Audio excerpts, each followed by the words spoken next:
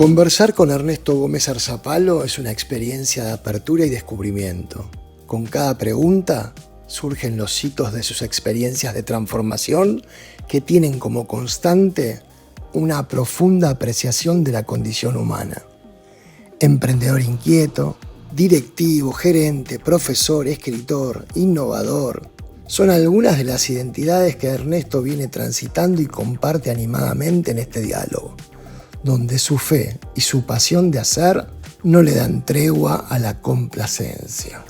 Ernesto siempre está yendo, está partiendo, está de ida. Ernesto, viste que las identidades se van transformando, van evolucionando, se van moviendo en la manera en que se van conformando. Cuando nosotros éramos más chicos, viste que la identidad venía. Uno venía a la identidad lo recibía. La identidad religiosa, la identidad ideológica. Venía por los padres, era una suerte de imperativo y uno tenía solamente que localizarse. Hijos que se llamaban igual que sus padres, igual que sus abuelos. Y de alguna manera hasta la profesión casi que estaba asignada por la historia familiar y las expectativas de los padres. Unos cuantos años después, hoy se habla de autopercibirse, casi que la identidad se desconfigura hasta de condiciones como que para nuestras generaciones fueron como más básicas, que son como las de género, que tenían que ver con casi la naturaleza del cuerpo, ¿no? ¿Cómo te autopercibís y qué pensás de la lógica de autopercepción que está en la agenda de qué tiempo? Fíjate que muchas gracias es canal con la conversación con él, sabes que te aprecio, te respeto y te tengo una gran admiración. En realidad, yo me he dado cuenta que mi identidad, y esto es un ejercicio que acabo de hacer hace apenas unas semanas, en retrospectiva, para darme cuenta de cómo mi identidad ha venido cambiando de acuerdo con la circunstancia y la problemática con la que me enfrentaba. Y es cierto, al principio había una inercia, ¿no?, de quien yo sabía y quería y pensaba que debería de ser. Pero hay un punto de quiebre, en mi caso, que se da cuando asumo una responsabilidad importante en la empresa en la que estaba, en el Grupo Alfa. Y acepto siempre con mucha vehemencia, a veces más con ganas que con conocimiento, los retos. Me ofrece la dirección de capital humano de una empresa multinacional con 80,000 colaboradores y tal. Y yo dije, pues sí, me gusta, ¿no?, estratégico. Y te comento esto porque cuando asumo el puesto y me empiezo a familiarizar con lo que eso implicaba, de pronto dije, creo que me equivoqué. Creo que esto no es para mí, ¿no? Esto no es que yo soy. Y me creo un conflicto enorme, porque el ímpetus que yo llevaba siempre es, mira, yo soy esta persona y esta persona es así, y todo lo que se acerca a esa definición lo tomo y lo que no. Para no hacerte cuento largo, luego de mucha reflexión, fui a muchos eventos, conocí a muchos colegas de todo el mundo. Me cayó otra vez una epifanía de que dije, mira, yo no soy una persona especialista ni conocedor del área de recursos humanos, pero sí soy una persona de innovación, me gusta la innovación. Entonces dije, ¿qué tal si cambio mi identidad y en lugar de ser el director de recursos humanos, me convierto en el director de innovación encargado del área de recursos humanos? A través de ese cambio de perspectiva me dije, se vale entonces pensar diferente, hacer otras cosas, explorar, equivocarme. Empecé a tener mucha más sintonía, ¿no? Y me fue bien. El reto se prestó también para eso. Pero te decía que el cambio de identidad en ese momento fue como lo descubrí. No me venía en el manual de instrucciones, pero, y eso es algo que también yo lo he pensado muchas veces. Las organizaciones tienen la ventaja de que pueden diseñar su identidad. Definen qué quieren ser y van. Las personas descubrimos nuestra identidad. Es un proceso a la empresa, es un proceso introspectivo y luego de ahí parte todo lo demás. Tú sabes que yo hago una distinción, viste que en los últimos tiempos ciencias de management se puso la agenda a hacer trabajos de autoconocimiento. Y hay mucha psicología vinculada al autoconocimiento. Y yo pienso que hay una tensión ahí, porque si se trata de autoconocimiento, se trata de analizar al sujeto como si fuese un objeto que hay que conocer. Y yo justamente pienso igual que tú, ¿no? La vida me ha enseñado, la clínica me ha enseñado, el trabajo de investigación me ha enseñado, en mi propia experiencia, que se trata más de descubrirse en cada ciclo y que no tiene un punto de llegada, que eso tiende al infinito, ¿no? Si tú miras en retrospectiva tu vida, ¿qué hitos fueron marcando tus descubrimientos respecto de lo que eras capaz, de lo que era posible? Fíjate que, insisto, este ejercicio de retrospección que hice hace poco, como tiene el libro que acabo de terminar, me di cuenta que yo he pasado por 8 transformaciones, 8, y estoy ahorita en mi 9ª. Espero que exista una 10ª, pero empecé a hacer, y vaya, estoy hablando básicamente no de mi etapa juvenil, infantil y tal, sino ya cuando, por ejemplo, tomo la decisión de seleccionar estudios profesionales, y en ese momento me di cuenta, yo era un estudiante en promedio, me gustaba jugar fútbol con mis amigos, me gustaba la fiesta un poco, social, y los estudios es bien, pero era un complemento y no tenían mayor importancia para mí en ese momento, hasta que me di cuenta que de esos estudios dependía de nuestra vida, a lo que yo me fuera a dedicar. Entonces, esa fue mi primera decisión cuando me propuse. Dije, bueno, voy a maximizar esta etapa lo más que pueda. Y una cosa llamó a la otra, y después de 5 años alcancé el summa cum laude de la universidad cuando era un estudiante mediocre. Pero ese momento de decir, incluso no sabías, nunca me puse esa meta, pero esa fue la primera transformación de ser una persona que no había visto en los estudios como algo importante, y eso está derivado de una aspiración. Fundamentalmente el detonador de esa transformación fue una aspiración en algo en que yo me quería convertir y que yo sabía que no era. He tenido otras transformaciones derivadas de otras posiciones que no son una aspiración. Siempre la aspiración está ahí, ¿verdad? Pero hay una parte que de pronto es más relevante. Por ejemplo, ha habido otras en donde resolver un problema inmediato ha sido la parte fundamental, O el motor. o encontrar mis cualidades esenciales, ¿no? Para que soy bueno, que puedo hacer, poco te hablaba de hacer otra identidad. Entonces, por ahí y me di cuenta que son 8 y las di claramente. Y mira, es lo mismo que le pasa a todo el mundo. Yo no soy una persona en ese sentido libreta cualquiera. Simplemente en la vida les saca desafíos para los cuales tu herramental puede que sirva o puede que sí. Y al final del día todo eso está al servicio de una persona, y esa persona que tiene que cambiar o buscar. Y fue donde me di cuenta que ese cambio es inicialmente propio y pasa por un cambio de identidad, de lo que tú quieres llegar a ser. En fin, ahora con esta nueva etapa que estoy viviendo, me di a la tarea de escribir un libro. Me busqué, sin saberlo, el tema más difícil, las condiciones más complicadas, un tema donde es muy difícil diferenciarte, porque en el tema del liderazgo y del campo humano creo que se ha dicho todo, y lo que se está viendo son perspectivas. Entonces yo dije, bueno, yo voy a ofrecer una perspectiva sobre algo que todo el mundo sabe cómo es, pero voy a ver esta mirada. Y lo hice en inglés, con la dificultad que esto implica, en fin. No me lo planteé como un problema al principio. Luego fui descubriendo y luego una autopublicación que también tienes. Pero en fin, yo te diría que en mi caso, los detonadores de esa transformación pueden no ser la identidad originalmente, pero siempre pasan por la identidad. Siempre pasan por... Es muy interesante, ¿no? Porque sí, trato de leer una suerte de formulación en lo que comentas de tus transformaciones. Hay algo en el orden de la elección. Esa elección está vinculada eventualmente a aspiraciones o a problemas que se presentan y sobre los que hay que tomar posición. Y más tarde o más temprano pones en juego las capacidades resolutivas, eventualmente las que te trajeron hasta aquí o las adquiridas o por adquirir, que te van a permitir dar cuenta de esa aspiración o de esa problemática. Y ahí se da una suerte de formulación que tú dices, la identidad no necesariamente está en juego en principio, pero en el proceso... Siempre aparece. Siempre aparece.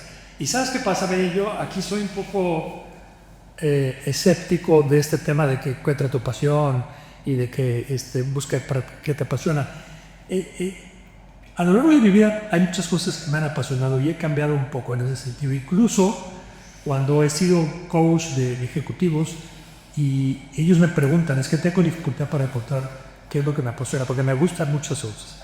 Entonces, yo decidí irme a la inversa, a algo mucho más simple. ¿Qué conecta con eso que quiero ser? Y lo hago. ¿Qué me gusta hacer y lo hago? Y a fuerza de estarlo cultivando, empiezas a encontrar eso que te define, esos temas esenciales que son tuyos, que se vuelven tu identidad. Y los proyectas y los haces. Cada vez te salen mejor, por supuesto, porque con la práctica aprendes.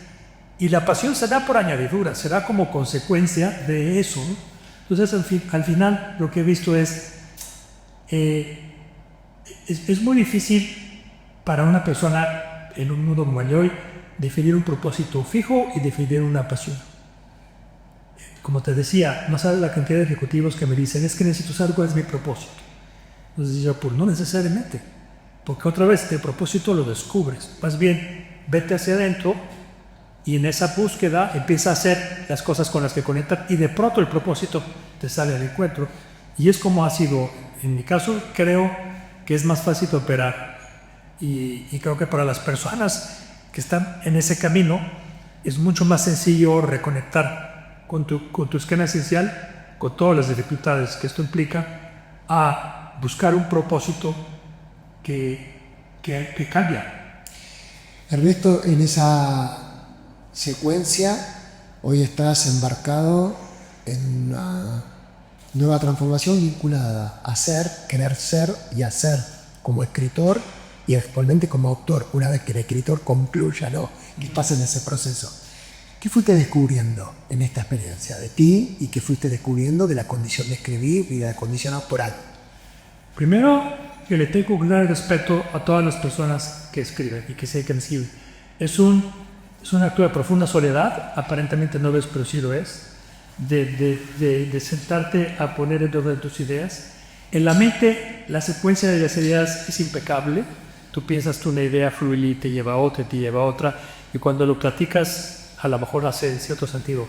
Cuando te sientas a escribirlo, es otra historia, es mucho más complicado.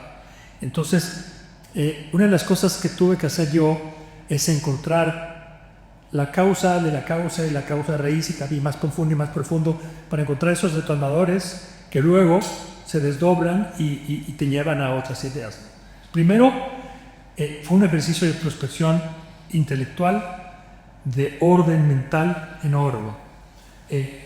Hubo muchos momentos en los que me cuestioné por qué estoy haciendo esto. O sea, como para qué me meto en este problema, ¿no? De hacerlo. Pero otra vez, mi vocación y mi idea de hacerlo, pues ganó, entonces me sobrepuse.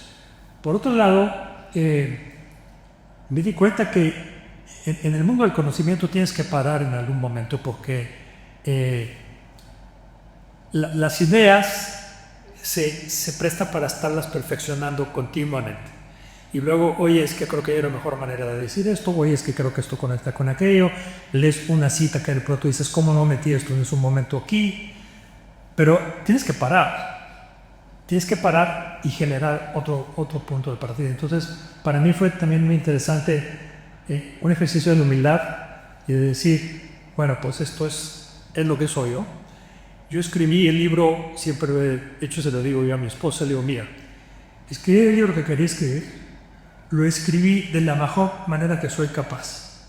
Hasta ahí estoy bien. ¿Qué va a pasar? ¿Cómo va a funcionar? Eso sí no sé. Ernesto, ¿cómo se hace para ser un poco más compasivo, contemplativo, apreciativo con uno mismo y poder concluir sosteniendo la idea de es la mejor versión que pude dar con quien ando siendo hasta aquí por ahora y no es perfecto? Yo creo que en el momento, yo otra vez,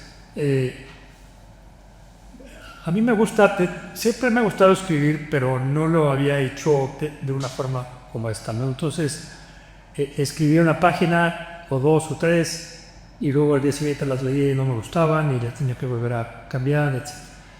Y simplemente, pues un acto de honestidad intelectual, de decir, esto es lo que quiero decir y aquí paro, ¿no? Porque ya no le puedo encontrar más ramificaciones, o creo que no es prudente buscar ramificaciones. Pero al final te das cuenta que hay mucha humildad. Los actores siempre son esos prodos que yo admiro, ¿no? Son figuras así grandísimas que te imaginas como infalibles, pero te das cuenta que es un mundo bien frágil al final del día, ¿no? El mundo de las ideas es eso. Yo tengo un punto de vista que puede ser diferente al tuyo y de otra persona, y hay gente que me dirá, oye, me gustó lo que tú hiciste, y hay gente que va a decir, sí. Tú sabes que esto uno ve en la época y me vengo encontrando con la idea de fragilidad casi que recurrentemente. El otro día me consultó un religioso de mucho prestigio y lo veía con la vulnerabilidad de la pregunta. Me consultó una potencial candidata jueza de la nación de un país con una fragilidad subjetiva fenomenal, y permanentemente trabajo con ejecutivos de distintos gobiernos de compañías, y cuando uno profundiza en qué les viene pasando, los escucho con mucha fragilidad. ¿Qué lees de la cultura contemporánea en relación con esto que estamos hablando de la fragilidad? Fíjate que a mí me pasó algo curioso cuando me di cuenta de esa fragilidad interior, que la única manera de que eso no te abrume es con fe, es a través de la fe. Y la fe es cuando tú tienes una evidencia que no existe, que o por lo menos no la puedes mostrar. Entonces, a mí me sucedió. Yo últimamente he meditado mucho en este tema de la fe. La fe en algo, en ti, en una idea, en el concepto, en lo que sea, ¿no? En lo que hace sentido para ti. Porque es la única manera de saberte frágil, saberte vulnerable, pero saber que a través de una convicción, que es lo que te da la fe, pues vas a seguir empujando esa carreta a donde te lleve, ¿no? Y yo encuentro que es muy difícil contagiarla. Hay quienes son superdotados y generan, Winston Churchill y todo, generan fe colectiva, o algunos religiosos, pero es una decisión personal. Tú sabes que el otro día leí una historia que me conmovió, de una gran violinista que estuvo en los campos de concentración y que, privada de todo derecho, ella por las noches a escondidas tocaba un violín imaginario. Y tocar ese violín imaginario y construir imaginariamente esa melodía le permitió trascender el horror de la experiencia y tiempo después encontrar el objeto donde revelar su arte. Esa desafío, ¿no? Sí, es que fíjate que es muy diferente de lo que los ingleses llaman wishful thinking, cuando te engañas y dices todo es para los dos y va a funcionar muy bien, contra el decir tengo fe en que las cosas van a funcionar de la manera como deban de funcionar, pero va a prevalecer, ¿no? mi idea o mi propósito. Porque si no, realmente el mundo se carga de demostrarte de una y mil maneras en todo lo que lo estás viendo. Es que estar bien es algo muy complicado, ¿no? La cantidad de la entropía que existe en el mundo alrededor de todo lo que puede salir mal es enorme. Y lo que puede salir bien es un espacio que puede botar, ¿no? Entonces lo más probable es que las cosas no funcionen como tú quisieras. Yo encontré que esta búsqueda o esta conexión con la fe es importante. Y otra vez, no es de una manera, tiene que venir acompañada de, tengo fe en que voy a hacer esto, pero también una introspectiva de cómo lo voy a lograr, y no es un hueco del todo, ¿no? Es algo que tienes que soportar con hechos y con datos y con una estructura y tal. Pero el vértice o la punta de lanza pasa por ahí. Algún colega hace una distinción entre optimismo vacuo, que es simplemente una mirada ingenua, tan ingenua como si querés negativismo o como el pesimismo en todo caso, y lo distingue de la esperanza. Y le da la esperanza al estatuto que tú le das a la fe. Es un trabajo la esperanza, es una determinación, es una elección, es una convicción, es una ética de realización. Y te digo, en el mundo personal, cuando entré en esto de escribir el libro y enfrentarme a estructurarlo y tal, hilo conductor, diría yo, o la columna vertebral, estaba basada en eso, y en la fe mía de que eso es lo que yo quería hacer y de que esto lo estaba haciendo con ánimo de compartir, porque al final del día también, cuando escribes, tú que eres escritor lo sabes muy bien, yo me di cuenta que no iba a funcionar esto si yo escribía para alguien más. Yo escribí el libro que yo quería escribir. Este es el libro que yo quisiera leer, ¿no? Habrá otros que no les guste leer ese libro y está perfectamente bien. Pero no me puse a pensar, bueno, voy a escribir esto porque la persona X, Y, Z, tal segmentos como lo quieren ver, tú les voy a decir lo que quieren escuchar. No, y yo escribí lo que yo pienso y lo que me da alegría y lo que me hace sentido y mi punto de vista y tal. Ernesto, has sido desde emprendedor hasta ocupar posiciones como directivo, como funcionario en empresas multinacionales. ¿Qué aprendiste sobre el trabajo y sobre el quehacer profesional a lo largo de la vida? Mira, yo desde que tengo sobre lo único sobre lo que tengo control es el nivel de intensidad que le aplico a las cosas. Entonces, como emprendedor, le apliqué el nivel de intensidad del que yo era capaz, y como ejecutivo, el nivel de intensidad del que yo era capaz. Y siempre, a mí me sirvió mucho. Muchas personas primero trabajan por una empresa y luego se independizan. Me pasó al revés. Yo primero fui independiente y a través de una condición realmente fortuita me invitaron a colaborar con la empresa, que se volvió un periodo de 23 años. Pero una de las cosas que yo hice cuando entré a trabajar es, si yo fuera el dueño de esta empresa, ¿qué es lo que yo haría? ¿No? Si este fuera mi negocio, ¿qué decisiones tomaría? Y básicamente esa brújula fue la que me fue llevando a dar resultados que luego me fueron promoviendo. Pero sí, fui independiente durante, ¿qué serán? Unos quizás 15 años. Y luego 20 años o 20 y tantos años como formando parte del mundo corporativo. Y lo único que te puedo decir es que cada cosa que me llevo, yo tomo la decisión de no quedarme con nada en la bolsa. Tomo la decisión de sentarme y decir, me doy al 100 y a donde me llevo, ¿no? Eso es mi única, ese es el único control que tengo yo. Y luego lo demás, pues es ese error, es escuchar, es aprender. Últimamente yo pasé también es muy curioso. Como emprendedor, tú luchas en contra del status quo y defiendes una idea, una convicción, ¿no? Y entonces tu opinión sobre eso no cambia, porque tú dices, yo soy empresario y voy a luchar. Y las empresas también, pasó mucho tiempo en donde yo quería ser la persona más inteligente de la sala, hasta que me di cuenta que ese no era mi trabajo. Y me di cuenta que mi trabajo no era ser el más inteligente, sino aguantarme, a pesar de yo ser la respuesta, y generar las condiciones para que los demás la descubrieran. Y también me di cuenta de que cuando haces eso, los demás te empujan. Tú no escalas los puestos, los demás te empujan. Entonces, eso lo fui explotando, pero ya después, en mi carrera, mucho más al final. Al principio quería tener yo todas las respuestas y pararme y contestar, y como alumno aplicado, ¿no? Y eso cambió. Me resulta muy atractivo y muy inspirador la diferencia, ¿viste? Como ética de esta carrera y también como forma de ir transitando el ejercicio profesional y hasta el ejercicio emprendedurismo, ¿no? Porque uno tiene que estar todo el tiempo tratando de relacionarse con otros, siendo considerado por otros, siendo valorado por otros.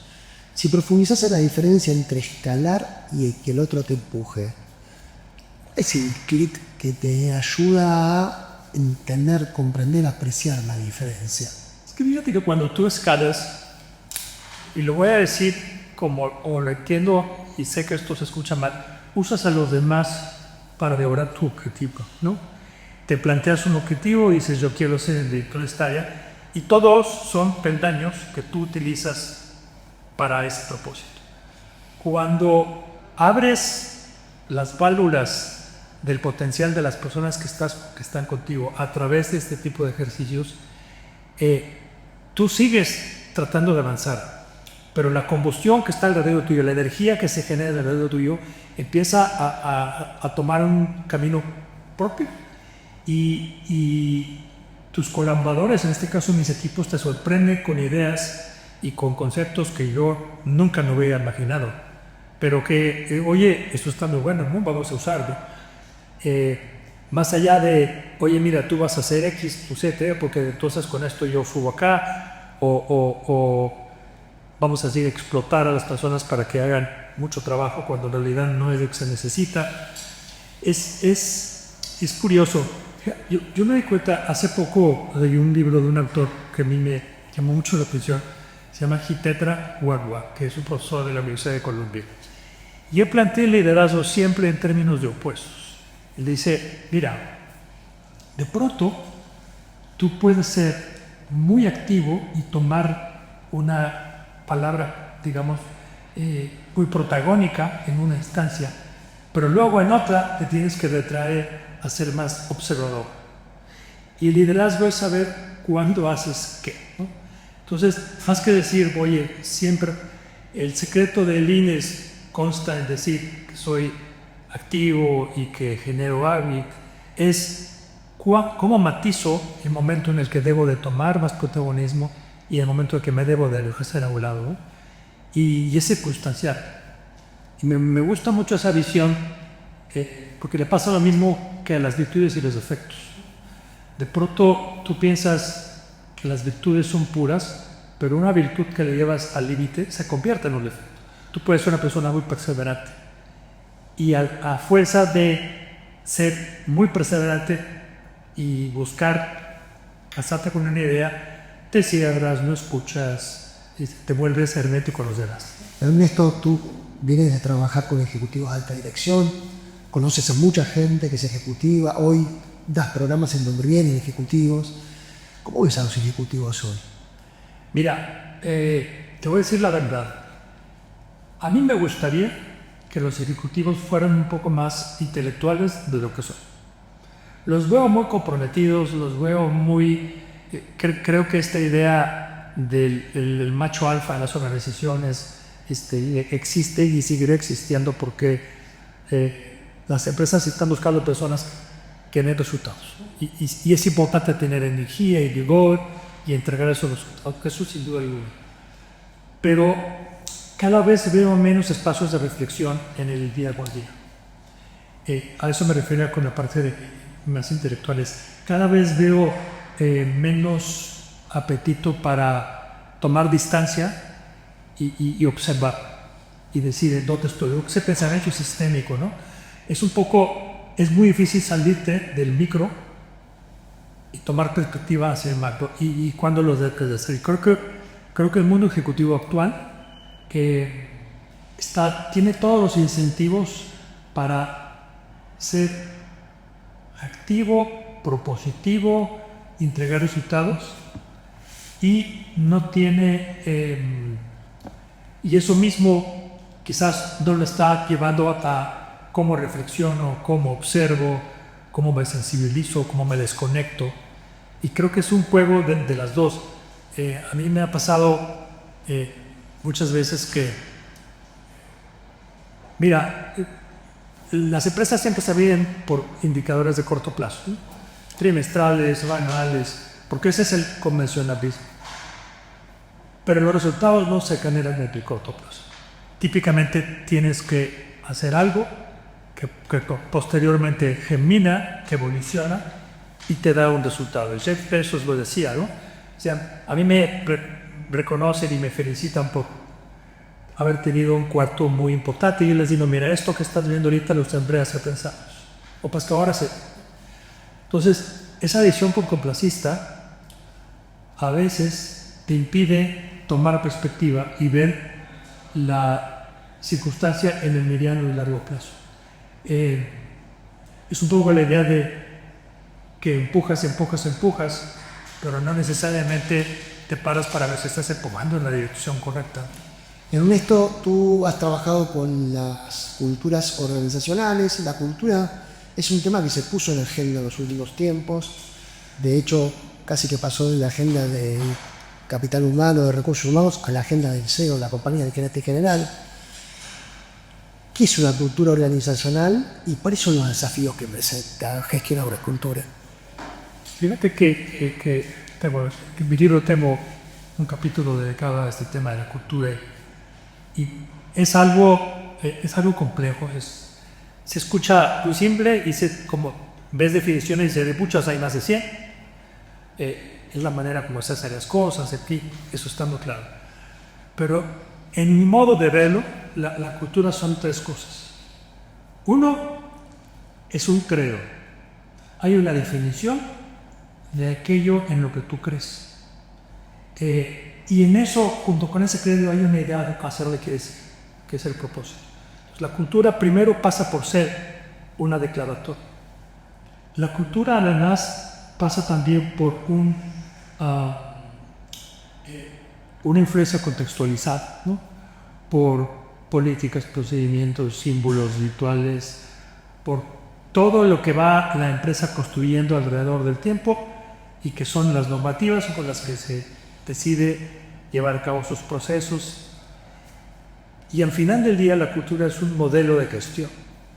Yo me doy la idea de que tienes un credo, una declaratoria de lo que quieras hacer, tienes un contexto que lo facilita o lo impide, y luego tienes un modelo de gestión que es la cultura en acción, que es cómo los ejecutivos realmente trabajan, guían a sus equipos para lograr los objetivos. Es muy interesante porque en empresas grandes, cuando hablas de la cultura de las organizaciones, los equipos son normalmente pequeños. Cuando yo me ha tocado trabajar, hice un equipo de a lo mejor de 20, 30 o 40 personas. Y luego genero contactos con algunos equipos que están cerca de mí. Para mí eso es la empresa. La empresa tiene la Pro 45,000, ¿no? En diferentes geografías y demás. Pero pierdes de lista eso y la empresa para ti es ese espacio, ¿no? Margaret Thatcher decía que los países no existen, que lo que existe son los individuos y las familias. Y la suma de todo eso se convierte en un país, ¿no? Y yo veo que pasa eso en muchas de las organizaciones. Hay una declaratoria que le da el libro productor, pero a mí lo que me pasa cuando hablas de cultura es la forma como se vive la empresa en esos equipos, los tuyos y los que están en la frontera, es lo que se convierte en la manera de ser. Y luego por ahí hay leyendas urbanas y luego por ahí hay temas que se quedan pegados generacionales, que bueno, que se vuelve costumbre. Ahora, yo he pensado mucho, porque existe siempre la noción de que la empresa, la cultura apoya la estrategia. Y sí es cierto, tú no puedes tener una cultura disociada de una estrategia de negocio sin duda alguna. Lo que tienes que tener cuidado es que no sea una camisa de fuerza de la estrategia. Porque cuando decides la estrategia y ciñes una cultura muy, muy, muy pegadita a lo que la estrategia te indica, el día que cambies esa estrategia, la cultura ya no te sirve. Entonces, yo lo que veo ahora es que hay que dejarle a la cultura ciertos grados de libertad.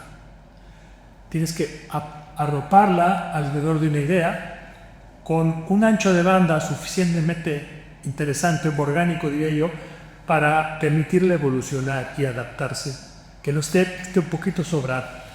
Ernesto, ¿cómo juegan los miedos en la experiencia de liderazgo? ¿Cómo juegan los miedos a la hora de tallar las condiciones culturales para el desarrollo, para el crecimiento, para lograr resultados sosteniblemente?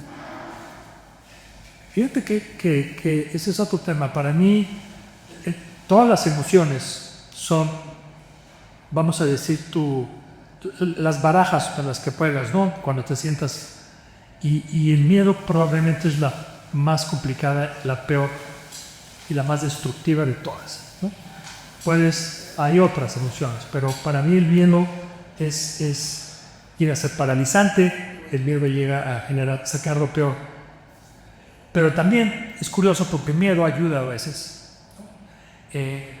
La inseguridad te hace ser más precavido, tomar decisiones que luego no tomarías si eres demasiado optimista, ¿no? O triunfalista. O sea, el miedo de pronto otra vez dosificado, como dicen, la dosis hace el veneno. Entonces, un miedo saludable, un miedo manejable, de pronto no está tan mal, pero porque eso te hace estar despierto, estar conectado. Pero en cuanto la energía que genera el miedo empieza a crecer y a desbordarse, entonces ese miedo es destructivo. ¿Y el ego cómo juega? ¿Cómo juega el ego? El ego para mí, ahora sí que es uno de los... En el modelo de gestión que yo propongo, hay una dinámica permanente entre el miedo y la verdad, el ego y la verdad. Es decir, el ego es necesario, y tú lo sabes, tú eres un psicólogo muy afamado y ahora muy conocido, lo necesitas, es parte de la identidad, se requiere, etcétera. Pero otra vez, lo que debe de prevalecer es la búsqueda de la verdad. Y suena así como que muy rimbombante, pero es realidad, ¿sí? Cuando tú tienes que resolver un problema, es inevitable que el valor, los quilates de valor que le pones a tu opinión, siempre vienen acompañados de un agrandamiento, ¿no? Porque a mí se me ocurrió esta idea, porque yo soy el que sabe, y yo soy el jefe, porque tengo la experiencia, lo que sea. Pero no necesariamente eso te dan los quilates de la verdad a la hora de resolver el problema. Entonces, yo creo que el ego es algo que hay que observarlo, hay que estar pendiente del ego, y más bien cambiarlo a un juego distinto, que es decir, si mi trabajo es encontrar la mejor solución, provenga de donde provenga, ¿por qué no mejor construyo mi ego a través de que en este equipo encontramos las soluciones más adecuadas siempre, independientemente de que venga? Entonces me enorgullezco de eso y no del ego personal. ¿Sabes que veo mucha dificultad en el pasaje, ¿no? En varios equipos de dirección con los que trabajo, del yo al nosotros. ¿Cómo empieza un equipo? ¿Cómo empieza a tomar forma? ¿Cómo empieza a articularse, a orquestarse? Fíjate que es interesante, otra vez te decía, este matiz de cuando tomas tú las riendas o cuando sueltas, ¿no? Y cuándo y bajo qué condiciones conviene ser más protagonista que otras. A mí, yo he tenido la fortuna de tener muchos equipos. Y curiosamente siempre con una buena cantidad de mujeres en los equipos. Y eso me ha dado siempre la posibilidad de encontrar diversidad que yo valoro muchísimo. Hay temas para los que yo establezco la opinión, porque yo sí creo que el conocimiento experto ayuda, ¿no? Entonces, si yo tengo un conocimiento experto, ahora por ejemplo en esta respuesta, me junto con un equipo que necesita encontrar una salida, etcétera, etcétera, y yo sé cómo se hace eso. Bueno, escucho, por supuesto, enriquezco, pero al final del día tengo que tomar esa decisión, ¿no? Porque además a mí me corresponde. Pero luego trato de ver cómo sumo, cómo subes a bordo de los demás, ¿no? Porque el equipo se vuelve eso, ¿no? Te decía hace rato que la idea de que te empujan o que escales o que pases siempre va. Mira, a mí me gusta mucho esta idea de en todas las transformaciones, en todos los equipos, en toda la forma en donde selecciona el cambio, el componente fundamental es la energía que se despide en el equipo. Y la energía en los equipos la creas. En inglés se llama elicit, o sea, la sacas de dentro de las personas porque ya la traen. Entonces, y por eso el ego es tan nocivo muchas veces, porque no puedes montarle a la energía que despiden los demás tu ego, porque si entonces no lo despide. ¿Qué enciende y qué encausa la energía humana? A mí eso me hace fabuloso. La energía está en las ideas. Yo soy convencido de que en las personas las ideas son la fuente de la energía. Napoleón tenía una frase que yo escribí en mi tesis cuando me recibí, la puse ahí porque me parece fantástica. Él decía, y mira que conquistó territorios y lideró armadas muy complejas y con muchos soldados, a veces mercenarios, a veces no.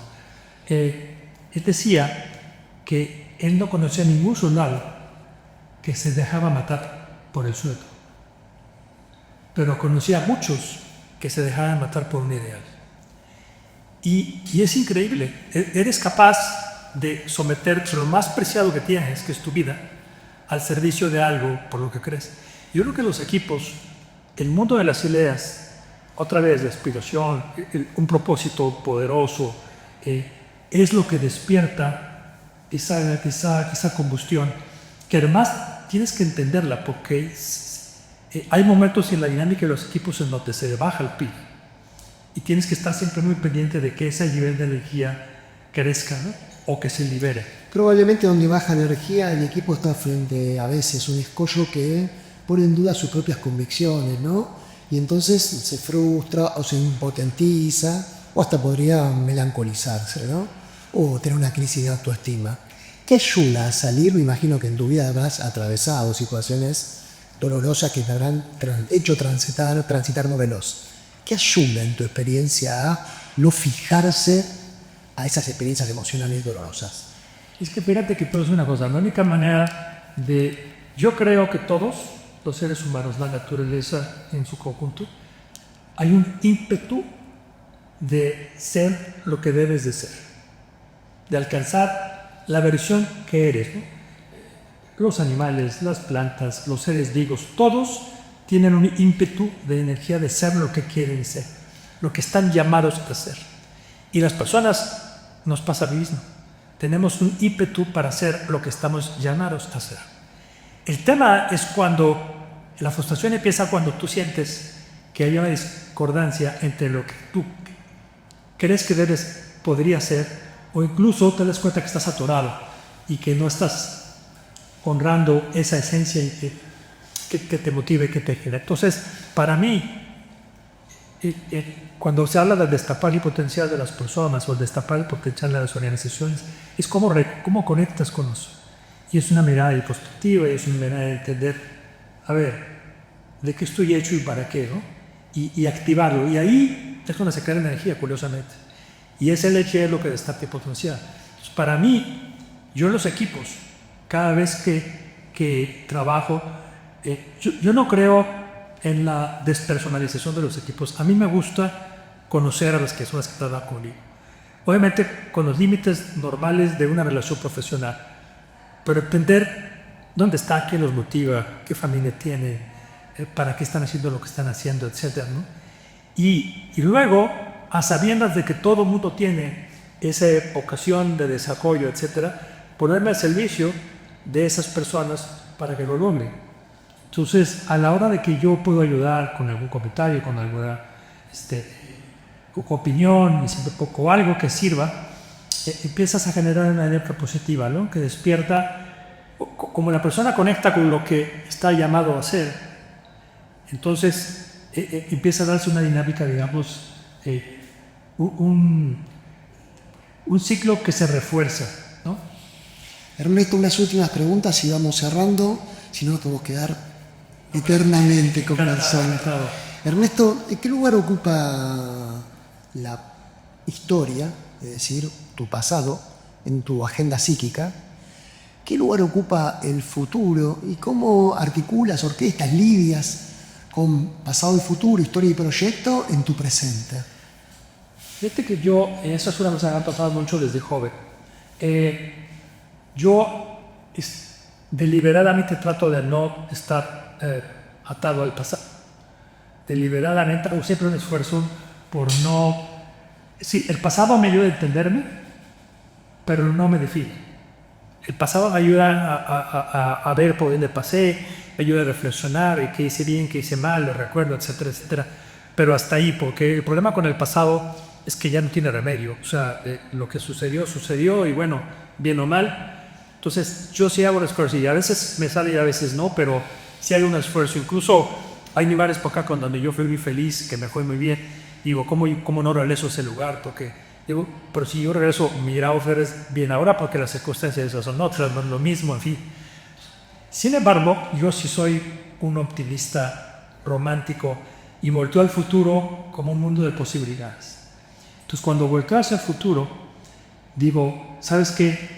Hay muchas cosas que quiero conocer y de ahí es de donde saco la energía, ¿no? Para decir, mira, es muy difícil porque cuando buscas todo eso, es bien fácil que te frustres cuando no te salen las cosas. Y últimamente traigo un mantra personal que digo, yo hago mi esfuerzo, hago todo lo que puedo hacer, pero dejo que las cosas tomen su curso. Porque no le quiero afortunar, ¿no? Entonces, para mí el futuro es un lugar fantástico, luminoso, lleno de esperanza, otra vez, en donde ahí opera la fe. Y el pasado simplemente es eso, ¿no? Yo veo mi historia y a veces digo, pero ¿cómo pude haber resuelto este problema? ¿No? Pues lo resolví, qué bueno. O no lo pude resolver en el freno de mar, bueno, pues carpetazo y le sigo, porque no hay de otro. Y te quema un rato y nada más.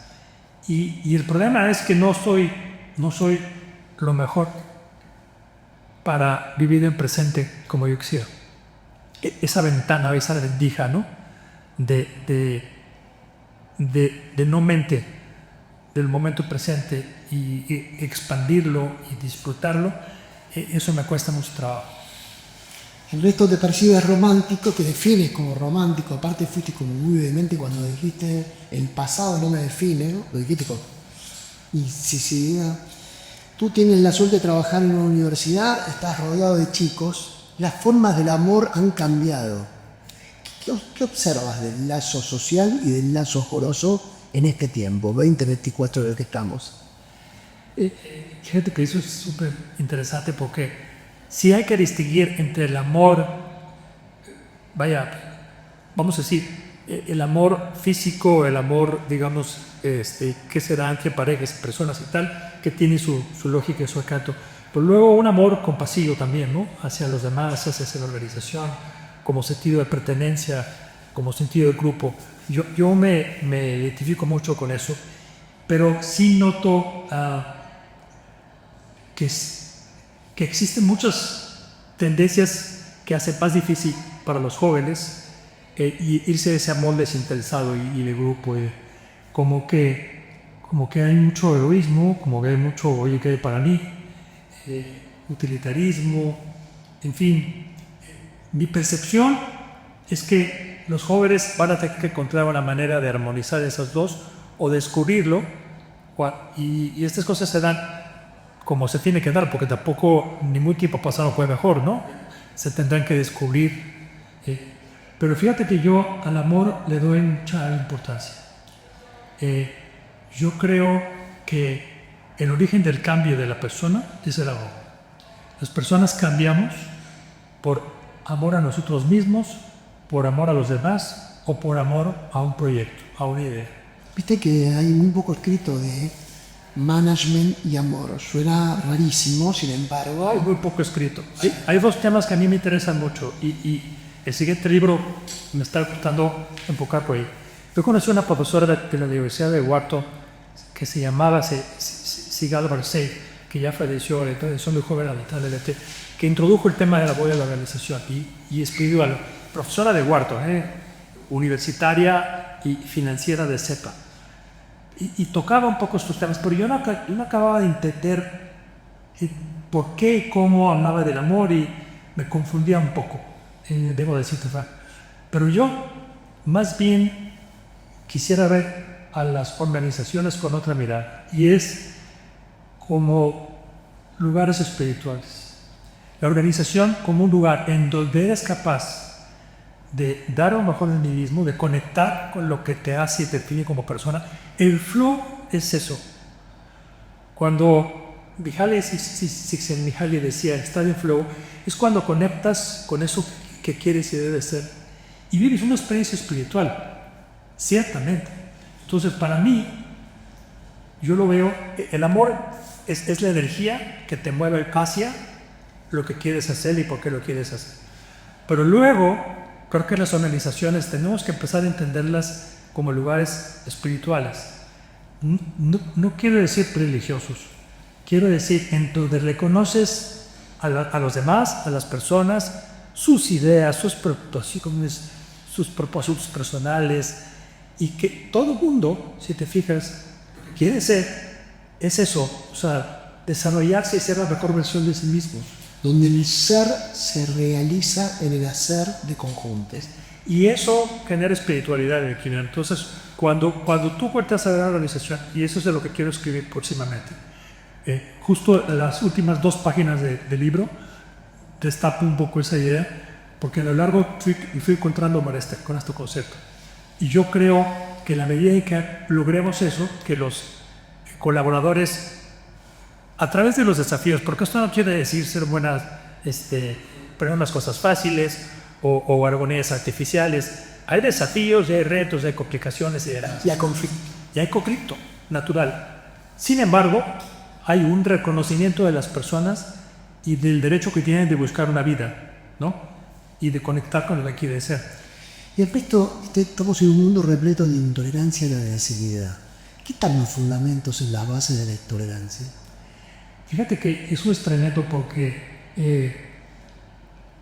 creo yo me había juzgado siempre como 100% tolerante, etcétera, pero me doy cuenta que es una terapia muy complicada, porque muchas veces tú puedes tener una declaratoria, pero a la hora de la hora, cuando te enfrentas a una nueva persona, no reaccionar de la mejor manera posible, con ser intolerante, ser cerrado, necio, incluso despectivo, es un trabajo. Yo no creo que sea, vamos a decir, no es un lugar, es un trabajo de todos los días.